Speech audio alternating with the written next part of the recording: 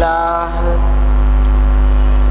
الحمد لله وكفى وسلام على عباده الذين اصطفى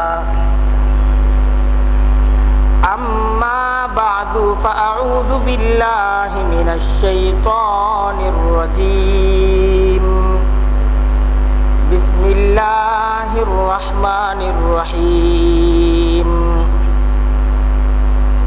ألهاكم التكاثر حتى زرتم المقابر كلا سوف تعلمون ثم كلا سوف تعلمون كلا لو تعلمون علم اليقين لترون الجحيم ثم لترونها عين اليقين ثم لتسألن يومئذ عن النعيم صدق الله العظيم وصدق رسوله النبي الكريم ونحن على ذلك من الشاهدين والشاكرين والحمد لله رب العالمين سبحانك لا علم لنا إلا ما علمتنا إنك أنت العليم الحكيم আল্লাহ তাআলার দরবারে লাখো কোটি শুকর যে কোরআনে কারীমের তালিমের মজলিসে তিনি আমাদেরকে কিছুটা সময় কাটানোর জন্য কবুল এবং মঞ্জুর করছেন। দিল খুলে আল্লাহ তাআলার দরবারে শুকরিয়া আদায় করে বলি আলহামদুলিল্লাহ।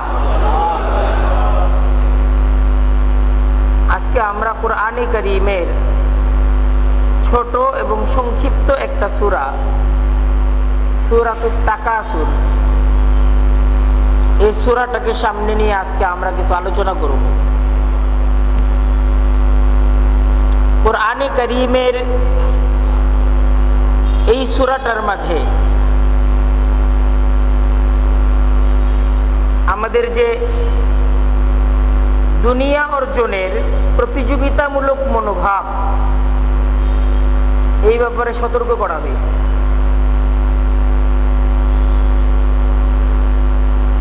যে আমরা আজকে একটা প্রতিযোগিতায় লিপ্ত, আমরা এই প্রতিযোগিতায় এইভাবে লিপ্ত যে আজকে না আমরা আমাদের নিজেদেরকে নিয়ে চিন্তা করি, না নিজেদের ভবিষ্যৎকে নিয়ে আমাদের কোনো চিন্তা আছে। আমরা দৌড়াচ্ছি, যাচ্ছি, কোথায় যাচ্ছি, সামনে আমাদের গন্তব্য কি, আমাদের মঞ্জিল কি, সমস্ত কিছুর ব্যাপারে একটা বেখবর অবস্থা আমরা প্রতিযোগিতা করতেছি, আমরা গর্ব অহংকার করতেছি। তো কোরআনে কারীমের এই সূরাতুত তাকাসুরে এই যে একটা ঘুমন্ত অবস্থা আমাদের, এই যে আমাদের একটা নেশাগ্রস্ত অবস্থা, এই সূরার মাধ্যমে আল্লাহ তাআলা আমাদেরকে সজাগ করার জন্য, সজাগ হওয়ার প্রতি আল্লাহ তাআলা আমাদেরকে আহ্বান করছে। আমাদের যে সামনে একটা চিরস্থায়ী জীবন, অনন্ত অসীম একটা জীবন, আখিরাতের জন্য কামাই করার আহ্বান এই সূরাতুত তাকাসুর, এই সূরার মাধ্যমে আমাদেরকে আখিরাত কামাইয়ের দিকে দাওয়াত দেওয়া হয়েছে। প্রথম আয়াতটা হলো আলহাকুমুত তাকাসুর। আলহাকুম এর অর্থ হলো তোমাদেরকে তো গাফিল করে দিছে, তোমাদেরকে তো অচেতন করে ফেলেছে। আলহাকুম, কুম শব্দের অর্থ হলো তোমাদেরকে, আর আলহা শব্দের অর্থ হলো উদাসীন করে দিয়েছে। তোমাদেরকে তো একদম উদাসীন করে দিয়েছে। তোমাদেরকে তো একদম গাফেল করে দিয়েছে, তোমাদেরকে তো একদম অচেতন করে দিয়েছে। দেখেন বিষয়টা একটু বুঝার। আরবি ভাষায় এই যে আল্হা এই শব্দটা তখন ব্যবহৃত হয় যখন কোনো মানুষ কোনো কাজের দিকে এমনভাবে আকর্ষিত হয়ে যায়, মানুষ যখন কোনো কাজে এমনভাবে মগ্ন হয়ে যায় যে তার চেয়েতে গুরুত্বপূর্ণ কাজ তার কাছে গুরুত্বহীন হয়ে গেছে। মানে গুরুত্বপূর্ণ কাজ রেখে অতি স্বল্প গুরুত্বপূর্ণ কোনো কাজে যদি কোনো মানুষ মশগুল হয়ে যায় আর গুরুত্বপূর্ণ কাজকে যদি ভুলে যায়, তখন তাকে এই শব্দের মাধ্যমে সতর্ক করা হয় যে আল্হাকুম, তুমি তো দেখা যায় অচেতন হয়ে গেছো, তুমি তো দেখা যায় উদাসীন হয়ে গেছো, তোমার তো দেখা যায় কোনো খবর নাই। এইভাবে আল্লাহ তাআলা আমাদেরকে সতর্ক করতেছেন, আল্হাকুম, তোমাকে তো অচেতন করে ফেলেছে। কি কি জিনিস? আত-তাকাসুরু, তাকাসুর শব্দের অর্থ হলো প্রতিযোগিতা, প্রাচুর্য। মানে প্রাচুর্যের প্রতিযোগিতা, প্রাচুর্য অর্জনের প্রতিযোগিতা, এটা তো তোমাকে অচেতন করে দিয়েছে, তোমাকে উদাসীন করে ফেলেছে।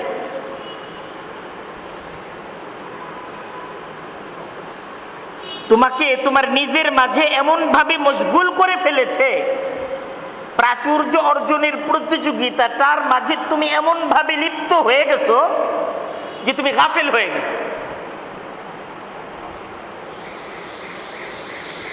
তো এই আয়াতের মাঝে এই বিষয়টা বলা হয় নাই যে কিসের প্রাচুর্য, আমি কি কাজের প্রতিযোগিতা করতেছি, এটা বলা হয় নাই। খালি বলা হয়েছে তুমি তো এরকম ভাবে প্রতিযোগিতায় লিপ্ত হইছ যে তুমি গাফেল হয়ে গেছো। এখন কিসের প্রতিযোগিতায় আমি লিপ্ত হইছি,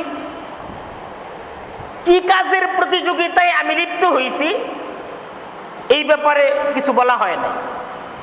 অর্থাৎ আয়াতের হুকুমটা ব্যাপক, যে দুনিয়ার বিলাসী দ্রব্য অর্জনের প্রতিযোগিতা, এইটার মাঝে তুমি অচেতন হয়ে গেছো, অথবা দুনিয়ার নেতৃত্ব অর্জনের প্রতিযোগিতায় তুমি অচেতন হয়ে গেছো, দুনিয়ার মাঝে কর্তৃত্ব প্রতিষ্ঠা করার প্রতিযোগিতায় তুমি অচেতন হয়ে গেছো, কিভাবে নিজের সুযোগ সুবিধাকে বৃদ্ধি করা যায় এই প্রতিযোগিতার মাঝে তুমি অচেতন হয়ে আছো, কিভাবে নিজেকে আরো সুন্দরতম ভাবে সাজানো যায় এই প্রতিযোগিতায় তুমি অচেতন হয়ে আছো। দেখেন এই আয়াতে এই বিষয়টাও বলা হয় নাই তোমরা কারা, বলা হয়েছে তোমরা তো অচেতন হয়ে গেছো। অর্থাৎ এই জায়গায় তোমরা বলতে প্রত্যেকটা গোত্রকে, প্রত্যেকটা জাতিকে, প্রত্যেকটা রাষ্ট্রকে সম্বোধন করা হচ্ছে, প্রত্যেকটা ব্যক্তিকেও সম্বোধন করা হচ্ছে যে তুমি তোমার নিজের অবস্থাটা চিন্তা করো, তোমরা কি নিয়ে প্রতিযোগিতা করতেছো, তোমরা তো গাফেল। তোমার সমাজটাকে নিয়ে চিন্তা করো, তোমার পূর্ণ সমাজটা তো অচেতন হয়ে আছে, এরা সবাই গাফেল।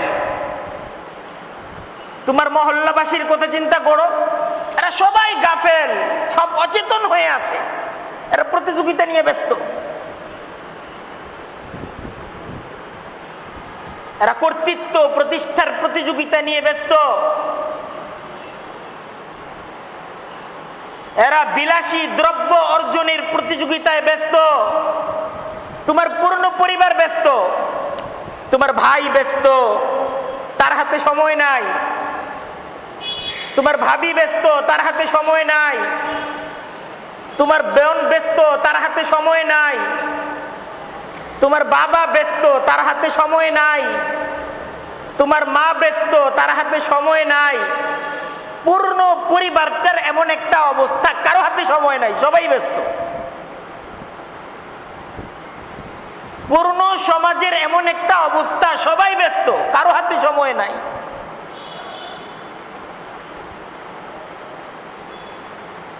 পূর্ণ রাষ্ট্রের প্রত্যেকটা মানুষ, প্রত্যেকটা জনগণ ব্যস্ত, কারো হাতে সময় নাই। এরা সবাই প্রতিযোগিতায় লিপ্ত। এ দুনিয়ার মাঝে কর্তৃত্ব প্রতিষ্ঠার প্রতিযোগিতা, এ দুনিয়ার মাঝে নেতৃত্ব প্রতিষ্ঠার প্রতিযোগিতা, এ দুনিয়াকে অধিক ভোগ করার প্রতিযোগিতা। এই প্রতিযোগিতার মাঝে সবাই ব্যস্ত হয়ে আছে। আসলে তো এরা সবাই গাফেল হয়ে আছে। জেলায় জেলায় প্রতিযোগিতা চলতেছে, দেশে দেশে প্রতিযোগিতা চলতেছে, এক গোত্রের সাথে আরেক গোত্রের প্রতিযোগিতা চলতেছে, এক প্রতিষ্ঠানের সাথে আরেকটা প্রতিষ্ঠানের প্রতিযোগিতা চলতেছে। আর এই প্রতিযোগিতায় সবাই ব্যস্ত। আল্লাহ কোরআন দ্বারা আমাদেরকে বলতেছেন, তোমরা তো ব্যস্ত না, তোমরা সবাই গাফেল হয়ে গেছো। আলহাকুমুত তাকাসুর, আলহাকুমুত তাকাসুর, তোমাদেরকে তো গাফেল করে দিয়েছে, তোমাদেরকে তো অচেতন করে দিয়েছে। আত্তাকাসুরু, প্রতিযোগিতা, এ প্রাচুর্যের প্রতিযোগিতা, এই সম্পদের প্রতিযোগিতা, এই সন্তান নিয়ে প্রতিযোগিতা, এই গর্ব আর অহংকারের প্রতিযোগিতা, এই কর্তৃত্ব প্রতিষ্ঠার প্রতিযোগিতা তোমাদের সকলকে তো ব্যতিব্যস্ত করে তুলেছে, তোমাদের সবাইকে উদাসীন করে তুলেছে, তোমাদের সবাইকে তো অচেতন করে দিয়েছে, তোমাদের সবাইকে গাফেল করে দিয়েছে। সব গাফেল হয়ে গেছো তোমরা। তুমি বলতেছো আমি খুব ব্যস্ত, আমি আমার চাকরি নিয়ে ব্যস্ত, আমি আমার ব্যবসা নিয়ে ব্যস্ত, আমি আমার ঘর নিয়ে ব্যস্ত। ভাই ভাই পারিবারিক ভাবে খুব অশান্তির মাঝে আছি, কি যে ব্যস্ততা, কোনোভাবেই সমস্যার সমাধান হচ্ছে না, খুব ব্যস্ত। তো কোরআন বলতেছে তুমি আসলে ব্যস্ত না, তুমি উদাসীন, তুমি গাফেল, তুমি অচেতন। কোরআন বলতেছে এই যে ব্যস্ততা, এই ব্যস্ততা আসলে ব্যস্ততা না, এটা আসলে তুমি অচেতন অবস্থায় আছো, এজন্যই বলতেছো আমি ব্যস্ত।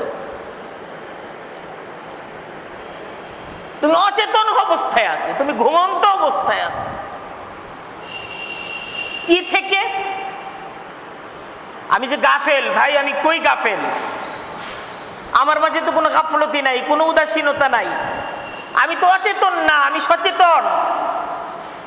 তো কোরআন কি থেকে আমি গাফেল এটাকেও ব্যাপক রাখছে, যে আল্লাহ থেকে তুমি তো গাফেল হয়ে গেছো, তুমি ভুলে গেছো যে আমি আল্লাহর বান্দা, এটা তুমি ভুলে গেছো। তো কোরআন আমাকে, আপনাকে, আমাদেরকে বলতেছে যে তুমি তো ভুলে গেছো আমি আল্লাহর বান্দা, তুমি তো খুব ব্যস্ত যে আমি পরিবারের দায়িত্বশীল, তুমি খুব ব্যস্ত যে আমি সমাজের একজন দায়িত্বশীল,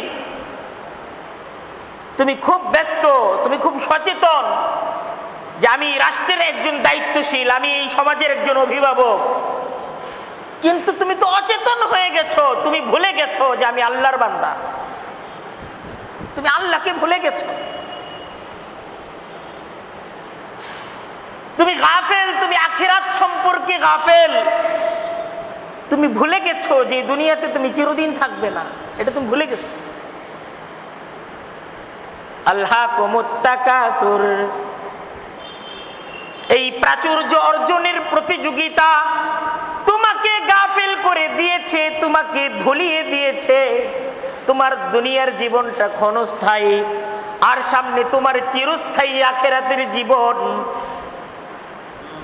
আখিরাতের জীবনটা তোমাকে ভুলে গেছে, তুমি ভুলে গেছো আখিরাতের জীবনটাকে। আমি গাফেল, কোরআন বলতেছে তুমি গাফেল, তোমার মাঝে নৈতিকতা নাই, নৈতিক দায়িত্ববোধ তোমার মাঝে নাই,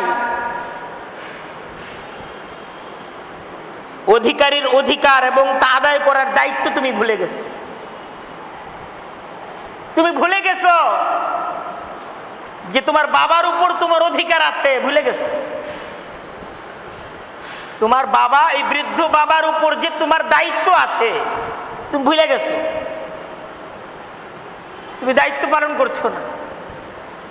তোমার বৃদ্ধা মা, তুমি তাকে সময় দিচ্ছ না, তুমি ভুলে গেছো তোমার জিম্মাদারি, তুমি ভুলে গেছো। তোমার সন্তান, তুমি তাকে সময় দিচ্ছ না, তোমার জিম্মাদারি তুমি ভুলে গেছো। তোমার সন্তান তোমার কাছ থেকে কোনো শিক্ষা পাচ্ছে না, তুমি ভুলে গেছো যে তোমার মেয়ে, তার উপর তুমি জিম্মাদার, তুমি তাকে স্বাধীন ছেড়ে দিয়েছো, তার উপর তোমার কোনো কর্তৃত্ব তুমি রাখো নাই। তোমার স্ত্রীর উপর তুমি দায়িত্বশীল, তুমি জিম্মাদার, তুমি ভুলে গেছো। তুমি এই ব্যাপারে অচেতন। তোমার বাবার উপর যে জিম্মাদারি, এই জিম্মাদারি পালনে তুমি তো অচেতন। তোমার মায়ের উপর যে তোমার জিম্মাদারি, এই জিম্মাদারি পালনে তুমি অচেতন। এই শিক্ষা তোমার মাঝে নাই। তোমার মাঝে তোমার স্ত্রীর অধিকার আদায়ের, দায়িত্ব পালনের শিক্ষা নাই। তোমার মাঝে সন্তানকে গড়ার শিক্ষা নাই। এই সমাজের দুস্থ মানুষদের পাশে দাঁড়ানোর শিক্ষা তোমার মাঝে নাই। তুমি আল্লাহকে ভুলে গেছো, তুমি পরকালকে ভুলে গেছো, তুমি তোমার জিম্মাদারিকে ভুলে গেছো। তোমার পরিবারের উপর তোমার জিম্মাদারি, তোমার সমাজের উপর তোমার জিম্মাদারি, তোমার রাষ্ট্রের উপর তোমার জিম্মাদারি, সমস্ত কিছু তুমি ভুলে গেছো। না তুমি আল্লাহর হক আদায় করতেছো, না তুমি তোমার নিজের হক আদায় করতেছো, না তুমি তোমার স্ত্রীর হক আদায় করতেছো, না তুমি তোমার বাবা মার হক আদায় করতেছো। তুমি তো কারো হকই আদায় করতেছো না। তুমি কিসের ব্যস্ত? তুমি যে বলছো যে আমি ব্যস্ত, তুমি কি কাজে ব্যস্ত? কোরআন বলতেছে তুমি কি কাজে ব্যস্ত? তুমি তো উদাসীন, তুমি তো অচেতন।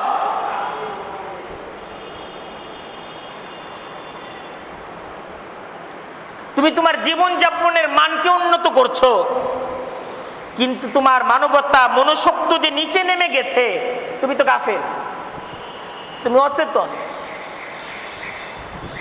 তোমার মাঝে তো মনোশক্তি নাই, এটা তো নষ্ট হয়ে গেছে। মনোশক্তি হারিয়ে তোমার মাঝে পশক্ত স্থান পেয়েছে। তোমার জীবনযাত্রার মান উন্নত হয়েছে, তোমার গাড়ি হয়েছে, তোমার বাড়ি হয়েছে, তোমার কাছে টাকা হয়েছে, তোমার সুন্দর জামা হয়েছে, কিন্তু তুমি তো মানুষ থাকো নাই। তুমি তো মনোশক্তির কাতার থেকে বের হয়ে তুমি পশুত্বকে তোমার জন্য বরণ করে নিয়েছ। কোরআন সতর্ক করতেছে, কোরআনে কারীমের এই সূরার মাধ্যমে মহান রব্বুল আলামিন আমাকে, আপনাকে, আমাদেরকে সতর্ক করতেছে। আলহাকুমুত তাকাসুর, এই প্রাচুর্য অর্জনের প্রতিযোগিতা তোমাকে তো সত্য সম্পর্কে, আখিরাত সম্পর্কে, আল্লাহ সম্পর্কে, তোমার নিজ জিম্মাদারি সম্পর্কে তোমাকে গাফেল করে দিয়েছে, তোমাকে অচেতন করে দিয়েছে। তোমরা একে অপরকে ডিঙিয়ে যাওয়ার প্রতিযোগিতায় লিপ্ত, কিন্তু তোমরা ভাবছো না তোমাদের এই প্রতিযোগিতার দ্বারা নিজ পরিবারটাকে, নিজ সমাজটাকে, দুনিয়াটাকে তোমরা জুলুমে জুলুমে পরিপূর্ণ করে দিচ্ছ। এটা তোমরা ভাবতেছো না। এর পরের আয়াতে আল্লাহ তাআলা বলতেছেন, হাত্তা যুরতুমুল মাকাবির, সারা জীবন এই প্রতিযোগিতায় থেকে মৃত্যুর পূর্ব মুহূর্ত পর্যন্ত তোমাদের এই প্রতিযোগিতা থেকে রেহাই নাই। এই প্রতিযোগিতা করতে করতেই একটা সময় একজন প্রতিযোগী হিসেবে তুমি কবরে চলে যাও। হাত্তা, এমনকি এমন একটা সময়, এই প্রতিযোগিতার মাঝে থাকতে থাকতে এমন একটা সময় এসে যায়, যুরতুমুল মাকাবির, তোমার ঠিকানা কবরে হয়ে যায়। তুমি তো চলে যাও কবরে, তোমার বাসস্থান তো কবর, তোমার ঠিকানা তো কবর, আর তুমি প্রতিযোগিতা করছো প্রাচুর্য অর্জন নিয়ে, কর্তৃত্ব প্রতিষ্ঠা নিয়ে, নেতৃত্ব প্রতিষ্ঠা নিয়ে, দুনিয়াটাকে কামাই করা নিয়ে, সুন্দর বাড়ি করা নিয়ে, সুন্দর দামি গাড়ি করা নিয়ে তুমি প্রতিযোগিতা করছো, কিন্তু তোমার ঠিকানা যে কবর। কবরে যাওয়া পর্যন্ত তো একটাই প্রতিযোগিতা করলা, বাড়িটা কিভাবে সুন্দর করা যায়।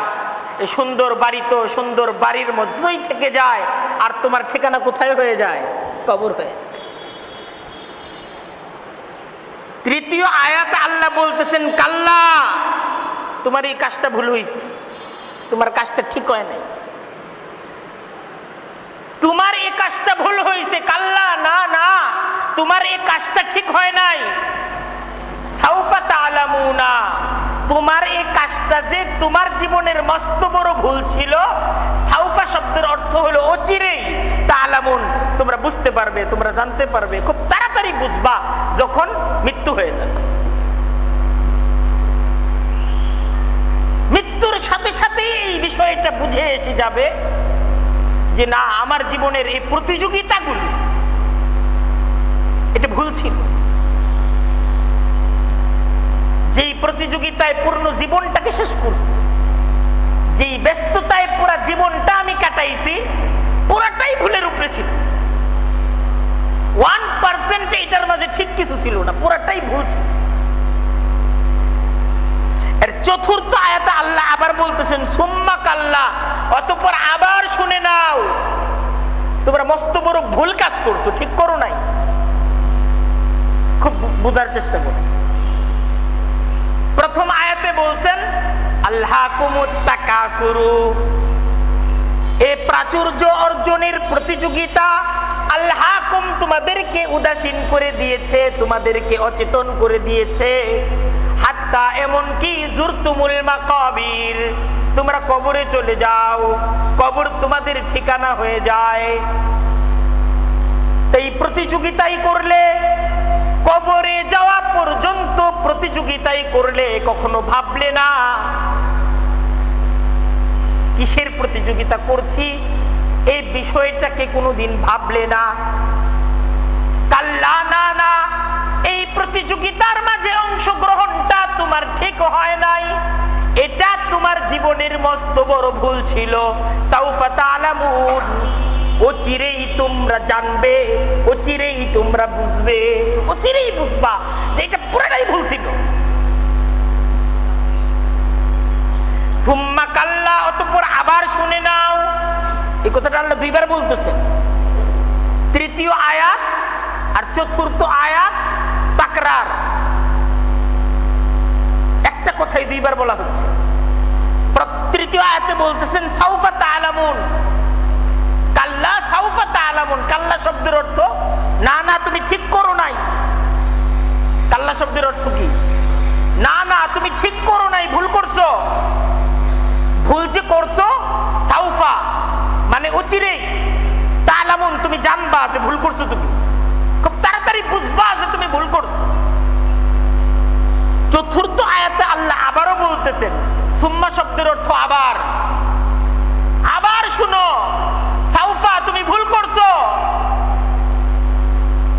সাউফা অচিরেই, তা'লামুন তুমি জানবা যে তুমি ভুল করছো, অচিরেই তুমি বুঝবা যে তুমি ভুল করছো। তোমার কাজটা ঠিক হয় নাই, তোমার প্রতিযোগিতাটা ঠিক প্রতিযোগিতা হয় নাই। এর পরের আয়াতে আল্লাহ বলতেছেন কাল্লা, আবারও কাল্লা, কাল্লা তুমি ভুল করছো। একটা কথা কয়বার? তিনবার। তুমি ভুল করছো, মস্ত বড় ভুল করছো তুমি। লাউ তা'লামুনা, যদি তোমরা জানতে, লাউ তা'লামুনা ইলমাল ইয়াকিন, লাউ তা'লামুনা ইলমাল ইয়াকিন, যদি তোমরা পরিণতি জানতে। লাউ তা'লামুনা ইলমাল ইয়াকিন, যদি তোমরা অকাট্য জ্ঞান লাভ করতে, যদি তোমরা তোমাদের এই প্রতিযোগিতার ফলাফলটাকে জানতে, তাহলে কখনো এই প্রতিযোগিতায় তোমরা লিপ্ত হতে না। কাল্লা লাউ তা'লামুনা ইলমাল ইয়াকিন, আল্লাহ বলতেছেন যদি তোমরা জানতে, যদি তোমরা বুঝতে, যদি এই জ্ঞানটা তোমাদের অর্জিত হতো যে এই প্রতিযোগিতাটা ভুল, কখনো এই প্রতিযোগিতা তোমরা করতে না, এই প্রতিযোগিতায় কোনোদিন প্রবেশ করতে না। যদি বুঝতা যদি এর পরিণতি জানতা যে এইটার পরিণতি জিরো, এটার পরিণতি কি জিরো, কিছুই পাওয়া যাবে না, একদম খালি হাতে কবরে যাইতে হবে, কিছুই নেওয়া যাবে না, সব থাকবে, নেতৃত্বও থাকবে, কর্তৃত্বও থাকবে, সহায় সম্পদ সব থাকবে, কিছুই নিয়ে যাওয়া যাবে না। কাম তারাকু মিন জান্নাতিন ওয়া উয়ুন ওয়া যুরুইন ওয়া মাকামিন কারীম ওয়া না'মাতিন কানু ফিহা ফাকিহিন কাযালিকা ওয়া আওরাসনাহা কওমান আখারিন ফামা বাকাত আলাইহিমুস সামাউ ওয়াল আরদু ওয়া মা কানু মুনজারিন। আল্লাহ বলতেছেন অতীতকে দেখো, তারা চলে গেছে, তারা চলে গেছে, কেউ থাকে নাই। কাম তারাকু, তারা রেখে গেছে, তারা চলে গেছে এবং তারা রেখে গেছে। কাম তারাকু মিন জান্নাত, কত কত বাগান বাড়ি তারা রেখে গেছে, কত কত বাগান বাড়ি। চাঁপাইনবাবগঞ্জ গেলাম, কত কত আম গাছ, সারিবদ্ধ আম গাছ, যার এক সীমার দিকে তাকালে আরেক সীমা খুঁজে পাওয়া যায়। এটা পূর্বপুরুষেরা কারা যে এত সুবিন্যস্ত ভাবে এই গাছগুলোকে এমন সারিবদ্ধ ভাবে রেখে গেছে, এটা যে কত বছরের গাছ বর্তমানের ভুগিরা জানে না। জানে? জানে, এরা জানে না, এরা শুধু ভোগ করতেছে এই গাছের আম। এরা জানে না যে কোন কালে তাদের কোন পুরুষ এই গাছগুলোকে এমন সুন্দরভাবে সুবিন্যস্ত ভাবে এই গাছগুলোকে কারা রোপণ করেছে, এরা জানেও না।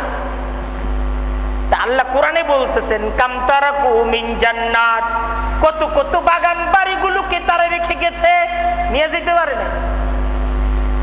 ও উয়ুন, ঝর্ণা ধারাগুলো তারা রেখে গেছে। ও যুরুইন, ক্ষেত খামারগুলোকে তারা রেখে গেছে। ও মাকামিন কারীম, সুরম্য সুন্দর অট্টালিকাগুলোকে তারা রেখে গেছে। ও না'মাতিন কানু ফিহা ফাকিহিন, আরো নিয়ামতের আর ভোগের বিভিন্ন উপকরণ, যে সমস্ত উপকরণগুলোকে নিয়ে তারা মেতে থাকতো, সবই তারা রেখে গেছে। কাযালিকা ওয়া আওরাসনাহা কওমান আখারিন, আর এই সমস্ত কিছুরই আমি অন্যদেরকে ওয়ারিস বানিয়ে দিয়েছি। আল্লাহ বলতেছে এই সব ওরা তৈরি করে গেছে, আর আমি এই সমস্ত কিছুর ওয়ারিস অন্যদেরকে বানিয়ে গেছি। এখন এরা বলেও না যে এটা আমার বাবার ছিল, এখন বলে এটা আমার। বলে না, বলে যে বাড়িটা আমার বাবার, বলে এই বাড়িটা কার? আমার, আমার বাড়ি। এই জমানার তো নাতিরাও নানারে বলে যে এটা আমার বাড়ি, নানার বাড়ি রেখো, এটা আমার বাড়ি। নানা থাকতে এখনো নানা আছে, তার মা আছে, তার বাবা আছে, তারপরেও নাতি হুঙ্কার দেয় এটা আমার বাড়ি। কি জটিল অবস্থা! এটা বলে না যে এটা আমার দাদার, এটা আমার নানার, এটা স্বীকারোক্তিও মুখ দিয়ে বলে না, বলতে থাকে এটা আমার, মানে এটার ভবিষ্যৎ আমি, তোমরা শেষ, বিদায়। এটা তৈরি করছো, বিদায়ের পালা, যাও, এটা আমার কাছে এটা হস্তান্তর করে চলে যাও। সতর্ক করে দেয় এটা তোমার না। সারা জীবনের কষ্ট শ্রম দ্বারা বাড়ি করলাম, আর নাতি জিন্দা দাদা জিন্দা নানারে বলে দেয় এটা আমার। আল্লাহ এটাই বুঝাচ্ছেন, তুমি তৈরি করছো আওরাসনাহা কওমান আখারিন, আমি অন্যদেরকে ওয়ারিস করব, অন্যরা এর ওয়ারিস হবে। ফামা বাকাত আলাইহিমুস সামাউ ওয়াল আরদু ওয়া মা কানু মুনজারিন, আসমান জমিনের কেউ কাঁদবে না তোমার জন্য, কেউ তোমাকে মনে রাখবে না। আর এই দুনিয়ার জন্য যে এত প্রতিযোগিতা, এত শ্রম, এরা একটু সময়ও দিবে না, একটু সময়ও তোমাকে দিবে। আল্লাহ বুঝাচ্ছেন লাউ তা'লামুনা ইলমাল ইয়াকিন, যদি অকাট্য জ্ঞান তোমরা লাভ করতে, তোমরা জানতে, এই প্রতিযোগিতার ফলাফল যদি তোমরা জানতে, এই প্রতিযোগিতায় কোনোদিন তোমরা অংশগ্রহণ করতে না। কোনোদিন তোমরা অংশগ্রহণ করতে না। তারপর একটা শক্ত কথা আল্লাহ তাআলা বলতেছেন, লাতারাবুন্নাল জাহিম সুম্মা লাতারাবুন্নাহা আইনাল ইয়াকিন। সতর্ক হয়ে শুনে রাখো, লাতারাবুন্নাল জাহিম, অবশ্যই অবশ্যই তোমরা কিন্তু জাহান্নামের দেখা পাবে। লাতারাবুন্না, লাতারাবুন্না লাম আরবি ভাষায় তাকিদের জন্য আসে, আবার শেষে বুন্না নুনটার উপর যে তাসদীদ, এইটাও আরবি ভাষায় তাকিদ বোঝানোর জন্য আসে। এক লাম আসলেই হইতো, লামও তাকিদ নুনও তাকিদ, অর্থাৎ এটা বোঝানো হইতেছে লাতারাবুন্না, অবশ্যই অবশ্যই তোমরা দেখবে আল জাহিমা, জাহান্নামকে দেখবে। এই প্রতিযোগিতার ফলাফল জাহান্নাম। এই প্রতিযোগিতা করে, এই প্রতিযোগিতায় অংশগ্রহণ করে আল্লাহকে ভুলে, পরকালকে ভুলে, নিজ জিম্মাদারিকে ভুলে তুমি তো জাহান্নামের দিকে এগিয়ে যাচ্ছ, এই জাহান্নামের দিকে তুমি অগ্রসর হচ্ছ। সুম্মা, আবার বলতেছে, আবার শুনে রাখো। সুম্মা, সুম্মা শব্দের অর্থ কি? আবার শুনে রাখো। এই সুম্মা শব্দ ইতিপূর্বেও গেছে না, এখন আবার বলতেছে সুম্মা, আবার শুনে রাখো, লাতারাবুন্নাহা আইনাল ইয়াকিন। আমি তোমাদেরকে আবার বলছি, তোমরা অবশ্যই নিশ্চিত রূপেই জাহান্নামকে দেখতে পাবে। এটা অনিশ্চিত, অসম্ভব কিছু না। লাতারাবুন্নাহা, অবশ্যই অবশ্যই, আবার বলছি, তোমরা দেখতে পাবে জাহান্নামকে আইনাল ইয়াকিন, সুনিশ্চিত ভাবে, সুনিশ্চিত ভাবে সেই জাহান্নামের, যে জাহান্নামের দিকে তোমরা অগ্রসর হচ্ছ, সেই জাহান্নামকে তোমরা দেখতে পাবে। সুম্মা, সুম্মা, আবার শুনে রাখো, লাতুসআলুন্না, অবশ্যই অবশ্যই তোমাদেরকে প্রশ্ন করা হবে। লাতুসআলুন্না, অবশ্যই অবশ্যই তোমাদেরকে প্রশ্ন করা হবে আনিন নাঈম, নিয়ামত সম্পর্কে। অবশ্যই অবশ্যই, সুম্মা লাতুসআলুন্না ইয়াউমাইযিন, অবশ্যই অবশ্যই সেদিন তোমাদেরকে প্রশ্ন করা হবে আনিন নাঈম, আল্লাহর দেয়া নিয়ামত সম্পর্কে। যে সমস্ত নিয়ামতগুলো আল্লাহ সরাসরি দিচ্ছেন, সেই নিয়ামতগুলোর ব্যাপারে জিজ্ঞাসা করা হবে, এই নিয়ামতগুলো যে আমি দিছি, এটা স্বীকার করছো না স্বীকার করো নাই? কিছু নিয়ামত তো আল্লাহ তাআলা এমনিই দিচ্ছেন, এটার সম্পর্কে জিজ্ঞাসা করবেন, এই নিয়ামতগুলো যে আমি দিছি, এটা স্বীকার করছো কিনা? এই নিয়ামতটা যে আমার দেওয়া ছিল, স্বীকার করছো কিনা বলো?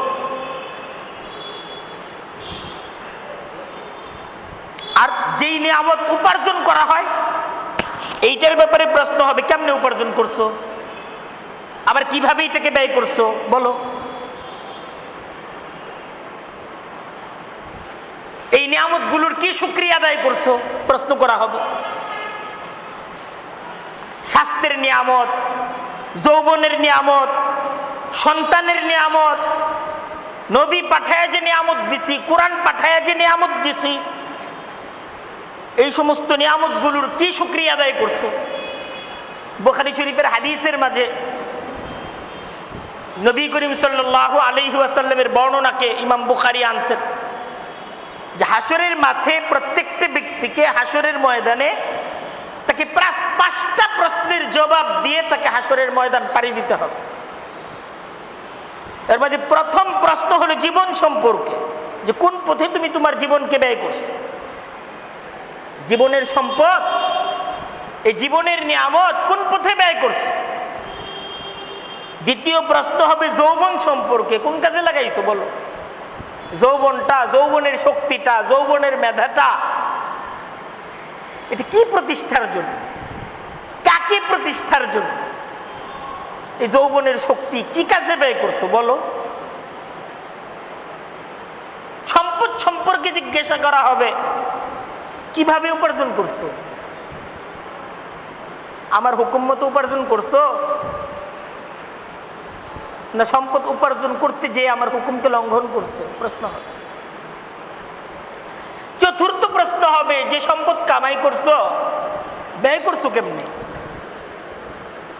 নিজের ইচ্ছা মতো ব্যয় করছো না আমার হুকুম মতো ব্যয় করছো? প্রশ্ন হবে। পঞ্চম প্রশ্ন হবে এলেম সম্পর্কে, যে তুমি যে এলেম আমি তোমাকে দিয়েছিলাম, এই এলেম অনুযায়ী কি আমল করছো? তোমাকে যে আমি এলেম দান করেছিলাম, এই এলেম অনুযায়ী আমল করছো? এই পাঁচটা প্রশ্নের জবাব প্রত্যেকটা ব্যক্তিকে হাসরের ময়দানে দিয়ে যেতে হবে। কোরআনে কারীমের এই সূরা তাকাসুর, এই সূরাটা আসলে একটা দাওয়াতি সূরা। এই সূরার মাধ্যমে মহান রব্বুল আলামিন আমাদেরকে দাওয়াত দিছেন যে তোমরা একটু ভাবো, এই বিষয়টা নিয়ে তোমরা একটু ভাবো, যে যেই প্রতিযোগিতার মাঝে তোমরা ব্যস্ত, আসলে এই প্রতিযোগিতার ফলাফল কি? যেই প্রতিযোগিতায় তোমরা ব্যস্ত, এই প্রতিযোগিতার আসলে ফলাফল কি? এটা নিয়ে একটু ভাবো।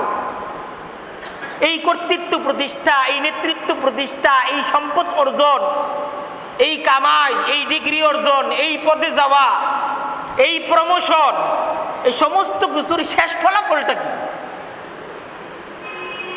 তোমার জীবনের জন্য এই ভাবনাটা সবচাইতে বড় প্রয়োজন। আর তুমি কিন্তু এই ভাবনা সম্পর্কে উদাসীন। তুমি কাজে ব্যস্ত না, সব আকামে ব্যস্ত। তুমি আল্লাহ সম্পর্কে গাফেল, তুমি পরকাল সম্পর্কে গাফেল, তুমি তোমার পারিবারিক জিম্মাদারি, সামাজিক জিম্মাদারি, রাষ্ট্রীয় জিম্মাদারি, তোমার ব্যক্তি, তোমার দেহের উপর যে তোমার জিম্মাদারি, সমস্ত জিম্মাদারি সম্পর্কে তুমি গাফেল।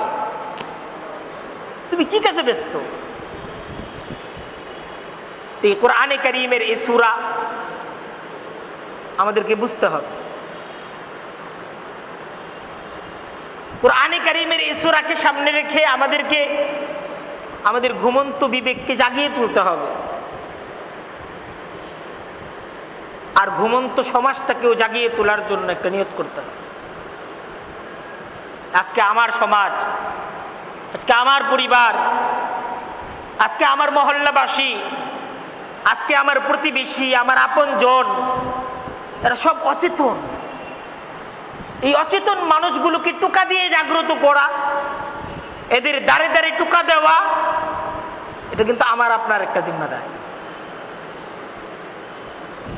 আমার নিজের উপর জিম্মাদারি, আমার নিজেকে জেগে উঠতে হবে। আল্লামা ইকবাল তিনি সতর্ক করেন যে জাগ না হয় জাগলে আফলাক কে ছায়া তলে, আখির তো সোনা পড়েগা খাক কে ছায়া তলে। কিছুদিন পরে তো তোমাদের মাটির নিচে ঘুমাইতে হবে, অচেতন ঘুম হবে। আকাশের নিচে জাগ্রত হও।